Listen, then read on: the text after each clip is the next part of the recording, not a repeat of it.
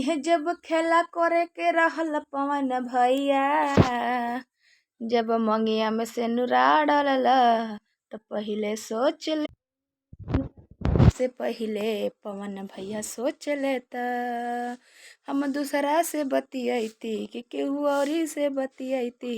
ए पवन भैया पहिले सोच लेता, ई तू जिंदगी बर्बाद करके कहाँ रखबा इतना खुशी आपन। जिंदगी बर्बाद करके पवन भैया इतना खुशी कहाँ रखब तू आपन।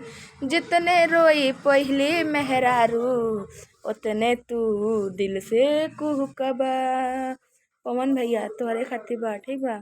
अपना मेहरारू के जेल के रोटी खियला तो तू खइबा, इतना मत सोचा, तो जरूर